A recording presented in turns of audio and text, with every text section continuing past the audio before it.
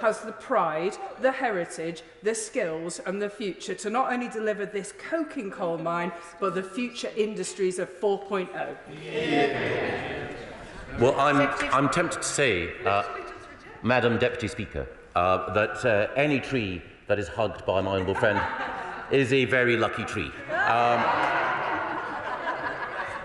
But on the substance of the very important point that she makes, yes, in order to ensure that we have a transition to net zero, we do need to reduce our reliance on a variety of different materials. But as the inspector makes clear, and as she quite rightly points out, the economic benefits to the North West that this development brings are also entirely consistent with our broader environmental ambitions. Clive Efford. Thank you, Madam Deputy Speaker. The Right Honourable Member for Reading West, the President of COP, says that 85% of this coal will be exported. Is he wrong? Secretary of The State. inspector makes clear in his report that it is the case that by sourcing coal from this mine, there will be a beneficial effect in terms of greenhouse gas emissions. Bob Blackman. Thank you, Madam Deputy Speaker. Cumbria Planning Committee, after careful consideration, approved this planning application. The Secretary of State then called it in for an independent review. The independent planning inspector, after careful consideration of all the evidence, recommended approval. And given my confidence in my right honourable friend to be a rational man, would he not agree with me that it would be completely irrational to override the recommendations of the planning inspector and refuse this planning application, which has great benefit to the United Kingdom? Secretary of State. Well, I'm very grateful to my honourable friend who has a matchless knowledge of the planning process. Again, I would urge all colleagues to read my decision letter and the inspector's report. It gives a full account of all of the evidence that was placed before him. As I said in my original statement, this planning application has given rise to strong feelings on either side, but the inspector's report lays out a particular case, and as I read the inspector's report and saw the conclusions that he drew, so my decision letter followed. I hope that all colleagues will have the chance to read the report and make their own judgments. Vera Hobhouse. Deputy Speaker, this decision is a travesty of the word transition. It is a full-blown backward step to more fossil fuel in the UK. In June, the government overturned a local planning decision to not allow drilling at Horse Hill in Surrey. Now we have mining in Cumbria. This is a trend here, and as we've heard, most of it is for export, not for local UK need or use, because the industry needs to make a profit, hence the vast quantity that it wants to explore for profit for the fossil fuel industry. If the issue is really about that the government is stuck with a quasi-judicial planning decision, isn't it high time for branch and root reform of the planning system that puts net zero at the core of every decision, rather than bending to the fossil fuel industry? Secretary of State. Well, again, I would urge the honourable lady, who I know takes environmental issues seriously, to look in the inspector's report in full, to look, for example, at paragraph 21(1.27, where the inspector outlines there will be some, but unquantifiable, likely reductions in greenhouse gas emissions from transportation as a result of domestic production. Looking at the report in full and in the round, she will see that all of the environmental arguments, which she takes seriously, are rehearsed, considered, and then an appropriate conclusion is made. Entirely separate to the planning inspector's report, I would also say that I would welcome her and her party's contribution to the consultation on the National Planning Policy Framework that we have put forward. I'm sure that she will find in that a number of measures that will meet concerns that she and others have expressed in order to safeguard our environment more effectively. Brendan Clark-Smith. Deputy Speaker, Bacillor has a proud mining history, and along with many of my constituents, I'd like to praise my right honourable friend for the leadership and the pragmatism that he has shown on this issue. And there has been some concern about importing our coking coal from countries with lower environmental standards than ourselves. And of course, we need metallurgical coking coal for making steel, as has already been referred to. But now we can mine to our high environmental standards and, of course, also cut out the need need for the transportation of this as well halfway across the world. So does my right honourable friend agree with me that far from having a negative effect on our own net zero ambitions, this decision actually reinforces them? Secretary of State. I'm very grateful to my honourable friend, and he will know how rare it is that I quote from the European Commission approvingly. However, it is the case in the inspector's report that he quotes from the European Commission and states that the European Commission recognises, quotes, the indispensable role of coking coal during the steel industry's transition to climate neutrality. So, as my honourable friend has pointed out, expertise cited by the inspector all points to the wisdom of allowing this mine to go ahead. Luke Pollard. Thank you, Madam Deputy Speaker. The world is meeting currently in Montreal for COP15 to deal with the pressing climate and nature crisis that we're facing. A common message from there is that coal should be kept in the ground. And it is going to be incredibly difficult for the government to convince the public at home and abroad that opening a new coal mine is dealing with that urgent climate crisis in a progressive way. His colleague, the former COP26 president, described this decision as an own goal. So can I ask the Secretary of State whether he thinks approving a new coal mine in the middle of a climate crisis will enhance or damage Britain's reputation as a global green leader? Secretary of State. Again, I would stress the importance of looking at what the inspector says. He quite rightly points out that international partners are meeting in Montreal alongside the UK in order to uphold the importance of biodiversity and to help to protect species. I should point out that in paragraph 21.163 of the inspector's report, he specifically addresses the question of biodiversity and says that he is satisfied that the supplemental undertaking given by the applicant would ensure that the proposed development would provide for a minimum net gain in biodiversity of 10% prior to the commencement of production and a further net gain to be achieved on restoration. So the inspector took account of biodiversity in coming to his judgment, and so have I. James Daly. Deputy Speaker, would my honourable friend agree that the evidence before the inquiry pointed to the fact that blast furnace, basic oxygen furnace production is likely to continue in the UK and Europe to around at least 2040 and probably 2050? And therefore, if we need coking coal up to 2050, what on earth are parties in the chamber doing, arguing that we should be importing it from Russia rather than creating 500 high-paid, high-skilled jobs in Cumbria, transforming both our economy, supporting the steel industry and delivering on our levelling up promises? Secretary of State. Well, again, I'm very grateful to my honourable friend, and again, he makes a very important point. Of course, as the inspector notes, there are new alternative technologies that are being developed, which will mean that the reliance on coking coal can be reduced over time. But on the evidence put in front of the inspector, as my honourable friend points out, there will be a need for coking coal for decades to come, and it is better that that coking coal comes from a net zero metallurgical mine, of which this is the only one which the inspector is aware exists in the globe. Claire Hanna. Very much, Madam Deputy Speaker. This is a backward step, and honourable friends have rightly laid out the regressive impact environmentally and what this says about the government's seriousness on net zero. My Assembly Party colleagues used the devolved powers they had to ensure a moratorium on fracking in Northern Ireland, but there's genuine concern of the potential for this government to make similar unwanted and damaging decisions in our region in the absence of the protection of devolution. Can the Minister confirm that any decision about its extraction in Northern Ireland are for devolved ministers, where a majority of people want to keep it in the ground and want instead to see investment in renewables and their huge potential for green jobs? Secretary of State. I appreciate the honourable lady's position. I shan't, if she'll forgive me, get drawn into the question of executive formation in Northern Ireland. I know that everyone wants to make sure that we can make progress there, and I do take account of the importance that she quite rightly places on devolved decision making. It is an aspiration that I share. Chris Green. Thank you, Madam Deputy Speaker. The opposition have no concern over European and other countries burning lignite to power their industries and rarely distinguish between thermal and metallurgical coal. So will my right honourable friend renew his commitment to evidence-based policy making and the ongoing revival of British mining and manufacturing? Secretary of State. Well, I'm really grateful to my honourable friend. And again, the 350-page report looks at all the evidence, at the competing arguments, before coming to that conclusion. I know that he, like many colleagues, has looked closely at that report before coming to his own judgment. I would urge all colleagues across the House to do so.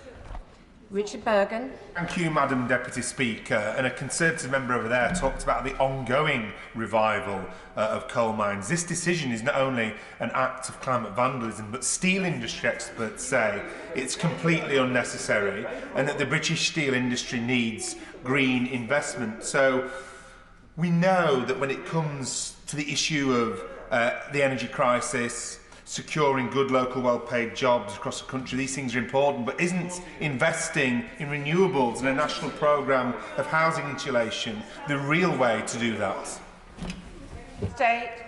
Well, the government is investing in renewables, and the leadership that has been shown by the UK government and by partners across the UK in the provision of offshore wind, I think, is a demonstration of that. But as I pointed out earlier, when it comes to offshore and indeed onshore wind, a critical component in the manufacture of the turbines that we rely on is, of course, steel. If we are to continue to produce steel in future, we will need coking coal for decades to come, and it is better, the inspector concludes, that that coking coal comes from a mine which is net zero.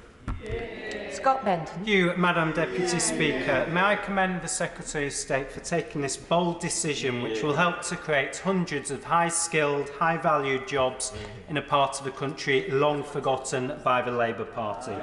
Does he agree with me that it would be foolish to leave strategic industries such as steel production reliant upon materials sourced from our economic competitors when we can source the materials we need here at home?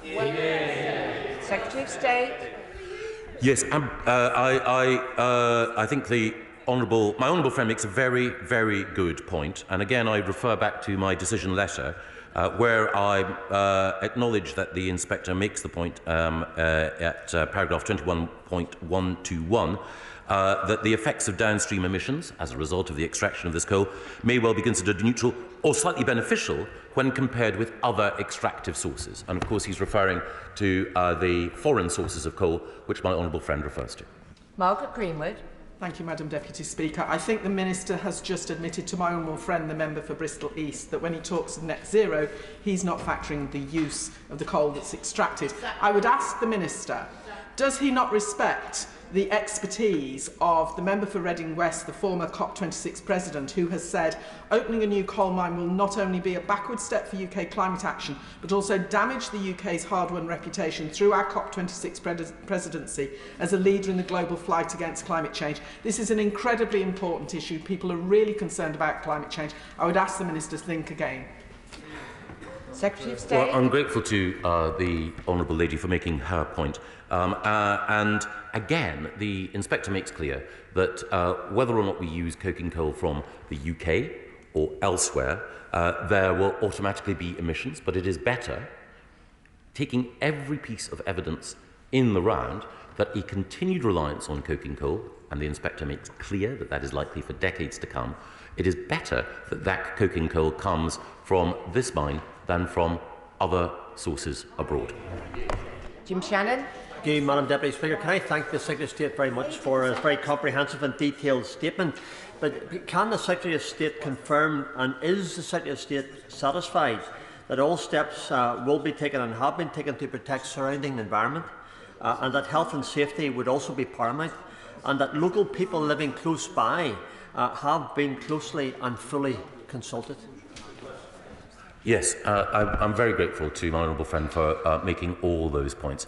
Again, the inspector's report, and I'm sorry to keep returning to it in one level, Madam Deputy Speaker, but I think it is important to return to it, deals with all of those issues and more. And I just wanted to take the opportunity of his question to say to the House and to other interested parties that, of course, I've sought to answer every question put to me as fully as possible with reference to the inspector's report, but nothing that I have said in this chamber in response to questions should be taken account of without also taking account all of the arguments in the inspector's report and in my decision letter I'm very grateful to so many colleagues for taking this important issue so seriously, and I do urge all interested parties to read the full inspector's report in order to understand the arguments that were put to him and that he eventually judged.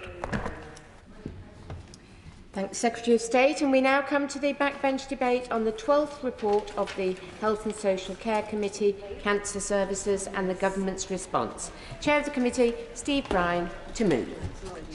Thank you very much, Madam Deputy Speaker. I beg to move that this House has considered the Health and Social Care Committee's report on cancer services and the Government's response to it. Now, I'm of course very grateful to the Liaison Committee for selecting this topic for debate in the Chamber today. We know that 1 in 2 people in the UK will develop cancer at some point in their lives.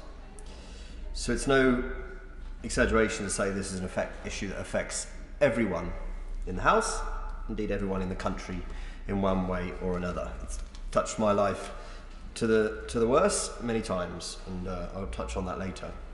It's why the Health and Social Care Select Committee produced a report on cancer services earlier this year, and I pay tribute to my predecessor in that role, my right honourable friend, the member for South West Surrey, for his leadership in producing that work. And that statistic, that awful statistic, is why I have made cancer a priority for myself as the new chair of the committee. Now, our report found that great strides had indeed been made in improving survival from cancer. Thanks to the tireless work of our scientists, our researchers, our doctors, our nurses, and others, including ministers, over many, many years. More than half of people diagnosed with cancer now live for 5 years or more, compared to only 1 in 3 people 50 years ago. But we also heard, Madam Deputy Speaker, that cancer survival in England, and indeed the rest of the UK, continues to lag behind comparable countries around the world. The International Cancer Benchmarking Partnership explained that just under 60% of people diagnosed with bowel cancer in England, for instance, will live for 5 years or more. That figure compares to 66.8% of people diagnosed with bowel cancer in Canada and almost 71% in Australia. The pattern is seen in many other cancer types, including lung cancer, which of course took our great friend James Brokenshire last year, pancreatic cancer, which took my own father, who was diagnosed in September of 2019 and was dead 3 days after the general election that December, and ovarian cancer, which has also touched my family and so many people. We had target ovarian cancer in this House earlier this month, last month, sorry. And my good friend, the member for Washington North, I believe, who chairs that all-party group, led their reception downstairs in the Churchill Room, and they launched their Pathfinder study, Faster, Further and Fairer. And that notes that 4,000 women a year still lose their lives to ovarian cancer, and I would highly recommend its excellent work, its excellent report to members. Now, we know that one of the biggest reasons for this gap in survival, that I quoted some comparative figures there, is that the NHS does tend to diagnose fewer cancers at an early stage when it is, of course, much more treatable.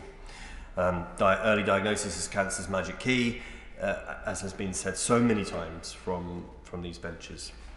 Now, NHS England has set a target to diagnose 75% of cancers at an early stage by 2028, compared to around 54% today. And achieving this, we say, would make a huge difference to outcomes. I agreed that target when I was the Cancer Minister a few years ago, and I firmly believe that it's the right target to give more people the best possible chance of surviving their cancer. But I think we need to be much more ambitious and get upstream of many cancers, and I'll return to that. Last month, the excellent Dame Callie Palmer, who's the National Cancer Director, also works at Marsden, told us in a special topical session of the Select Committee that she remained, quote, cautiously optimistic that the 75% target would be met, and told us about some great progress being made on programs like targeted lung screening. We've all heard about the supermarket checks, which is diagnosing lots of early stage lung cancers in the pilot studies, and has great promise actually. But Dame Callie's optimism, I have to say, was not entirely shared by many experts who gave evidence to our inquiry into cancer services. John Butler, a specialist in ovarian cancer, thought that it was, in his words, extremely unlikely that that 75% target would be reached. And Dr. Jeanette Dixon, an oncologist, said the NHS, her words again, were doing very badly against the target. This is a worry. Regrettably, we concluded in our work that the NHS was not on track to meet the 75% target. And I have to say it's a judgment that was shared by the committee's independent panel of experts who evaluated government progress on cancer services. Now, the government responded to us and said that it was premature to say that progress towards this target is off track. But the National Audit Office found that 56% of patients are being diagnosed at stages 1 or 2 so far this year, which is the same proportion as when I made the target in 2019. And of course, it's below the level of improvement required to reach that 3/4 target of early diagnosis by 2028. And Madam Deputy Speaker, I don't agree that it can ever be premature to call for more to be done to make progress on early diagnosis, when failing to achieve the target could mean so many hundreds of thousands of people missing out on an early cancer diagnosis, and of course a better chance of living for longer and surviving their cancer. Now, the committee heard extremely powerfully why it's so important to make more and faster progress on diagnosing cancers earlier. In December 2020, Andrea Brady's daughter Jess died from stage 4 adenocarcinoma at the age of just 27 years old. Before her diagnosis, Jess had been passed from pillar to post, repeatedly consulting with multiple GPs and other clinicians before her mother was finally forced to pay for a private consultation just to get Jess a diagnosis. By that point, tragically, it was too late. Jess passed away in hospital three and a half weeks after she was diagnosed. So meeting the target of diagnosing 75% of cancers at an early stage would mean thousands of people being given a better chance of surviving their cancer, and thousands fewer families having to suffer such terrible losses. And that's why we called in our report for the then promised 10-year cancer plan to kick-start progress on early diagnosis. We called for it to consider more radical proposals on how to diagnose more cancers at an early stage, and to include an associated workforce plan to reduce the diagnostic bottlenecks in the system. And there's good work ongoing, and I know the Minister will talk about this later on. New research like the NHS Galleri blood test trial could be potentially transformative. Indeed, last month our colleagues at NHS England would not be drawn on whether there is a need for a new 10-year cancer plan, as previous governments have promised. They seem to imply that the new plan wasn't needed given the focus of the long-term plan on early diagnosis. I would contest that.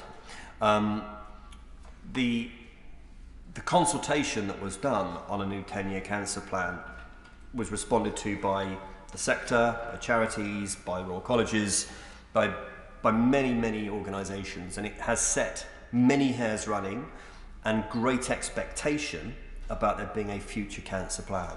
So I think we on the committee, and I see other members present in the House, we are concerned about that.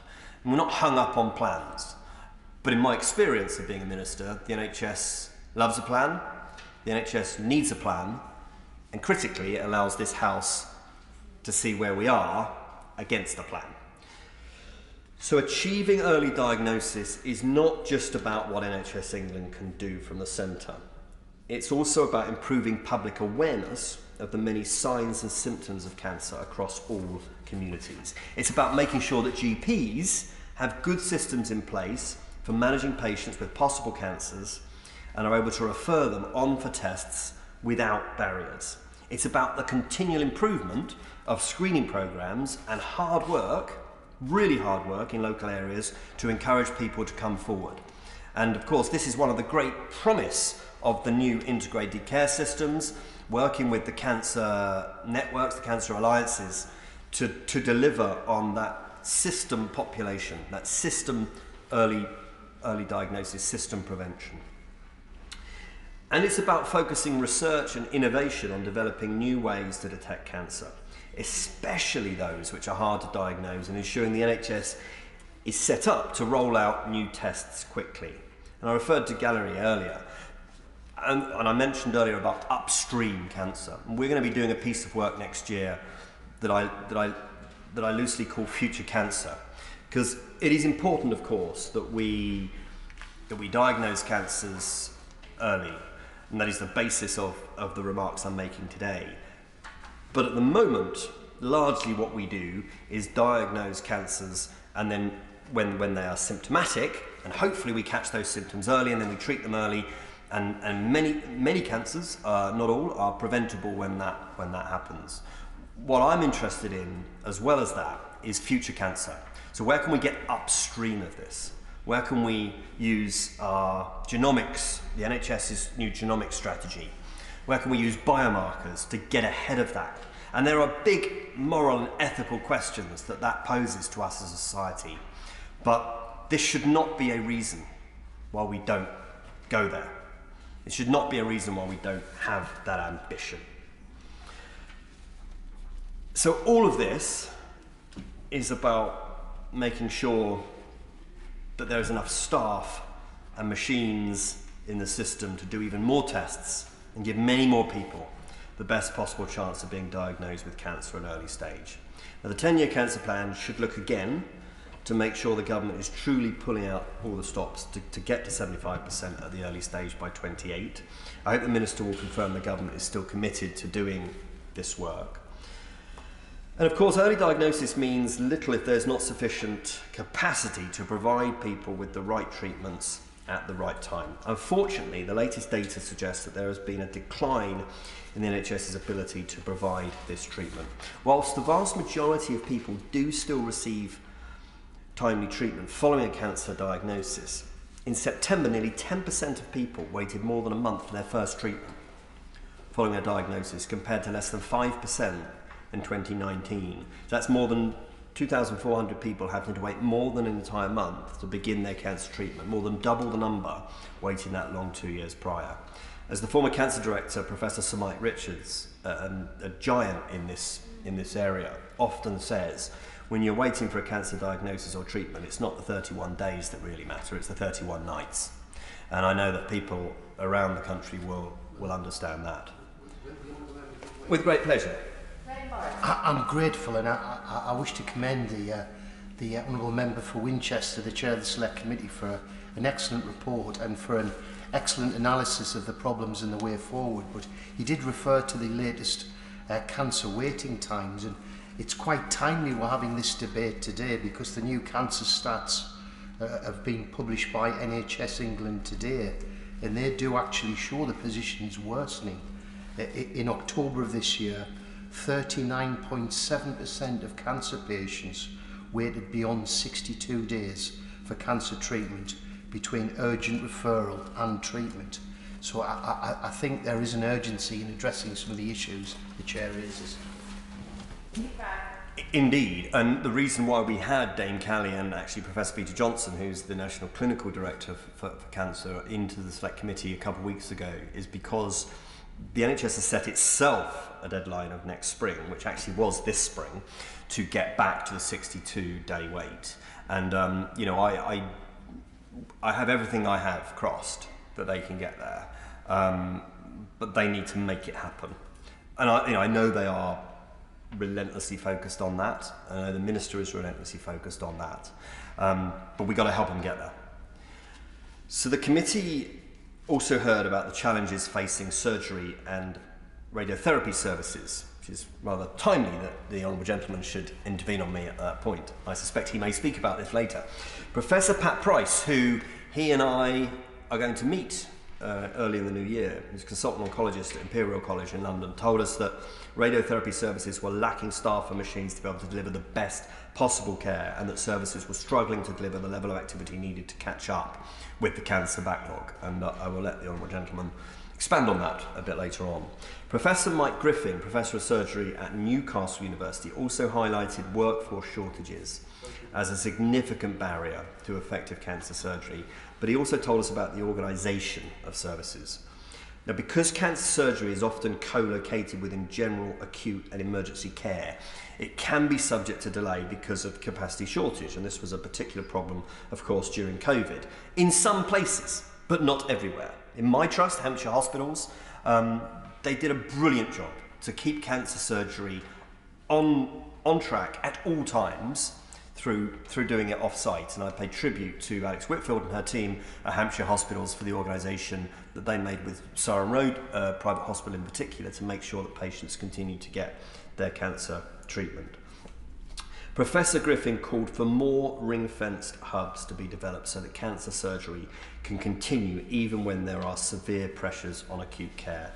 And I hope the Minister may refer to that when she winds up. Now, growing the workforce, investing over the long term in machines and IT, reorganising services to create more cancer surgery hubs, these are in the government's gift, which is why we recommended the government should consider these actions in developing the 10-year plan. Now, without a wider focus on removing the barriers to the NHS delivering the best possible cancer treatments, the potential gains of earlier diagnosis may not be realised. And given the number of people presenting with cancer at the moment, which is of course a good thing, and many of them will not have cancer. They present with suspected cancer. Many of them will not turn out to have cancer. But where they do, we need to obviously to move on that, which is why treatment is the other side of the same coin. And of course, just as further progress in early diagnosis will depend on research and innovation to develop new tests, improving cancer treatments will require new and more advanced techniques to be developed and then implemented into the NHS. We found in the committee report that the UK is a genuine world leader in research, and it is.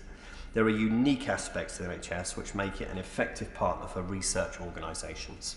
We also heard there are significant barriers to researchers accessing the data they need to quick and equitable patient recruitment to clinical trials, and to staff having the time they need to take part in research. Now, the government set out several steps it's taking to improve access to data and improve flexibility for staff wanting to take part in research. This is very welcome. But research by Cancer Research UK has found that the UK's recovery from the pandemic in clinical trials continues to be outpaced by other comparable UK countries. NHS England themselves told us that supporting clinical research into cancer is not their responsibility.